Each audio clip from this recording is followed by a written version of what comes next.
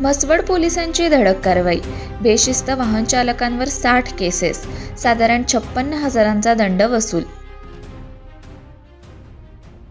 सातारा जिल्ह्यातील बेशिस्त वाहन चालकांना शिस्त लागावी आणि वाहतुकीचे नियम काटेकोरपणे पाळले जावेत यासाठी म्हसवड पोलिसांनी विशेष नाकाबंदी मोहीम राबवत धडक कारवाई केली आहे. या विशेष नाकाबंदी मोहिमेमध्ये बेशिस्त वाहन चालकांविरोधात तब्बल 60 केसेस दाखल करण्यात आल्या असून एकूण 56,000 रुपयांचा दंड वसूल करण्यात आला आहे.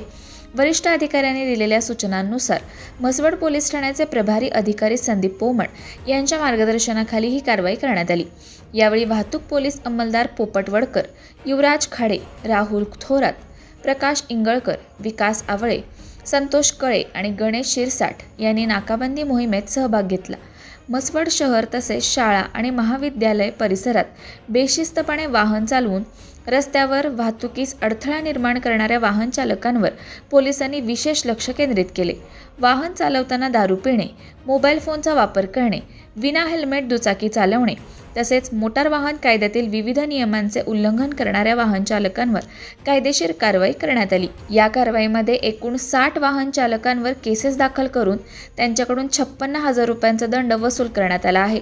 म्हसवड पोलिसांच्या या धडक कारवाईमुळे बेशिस्त वाहन चालकांमध्ये चांगलीच धडकी भरली असून वाहतुकीचे नियम मोडणाऱ्यांविरोधात यापुढेही कठोर कारवाई करण्यात येणार असल्याचे पोलिसांनी स्पष्ट केले आहे. वाहन चालकांनी दुचाकी चालवताना हेल्मेटचा वापर करावा, वाहन चालवताना मोबाईल फोनचा वापर करू नये, मद्यपान करून वाहन चालवू नये आणि वाहतुकीचे सर्व नियम काटेकोरपणे पाळावेत असे आवाहन म्हसवड पोलिसांकडून करण्यात आले आहे. पोलीस अधीक्षक नितीन पिंगळे, अप्पर पोलीस अधीक्षक वैशाली कडूकर आणि उपविभागीय पोलीस अधिकारी रणजित सावंत यांच्या मार्गदर्शनाखाली म्हसवड पोलिसांनी ही विशेष मोहीम राबवली आहे. बेशिस्त वाहन चालकांविरोधात म्हसवड पोलिसांची ही कारवाई पुढेही सुरू राहणार आहे. अशाच आपल्या गावाकडच्या ताज्या आणि महत्त्वाच्या बातम्यांसाठी पाहत रहा खबर गावाकडची न्यूज.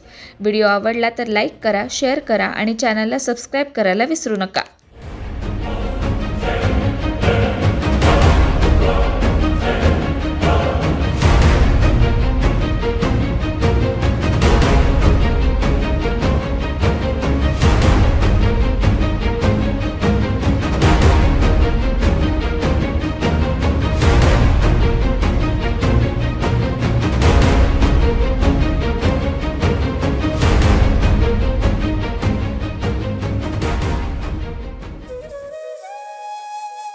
अशाच नवनवीन अपडेट्ससाठी आमच्या खबर गावाकडची या चॅनेलला सबस्क्राईब करा. आमचे व्हिडिओ लाईक करा आणि शेअर करा.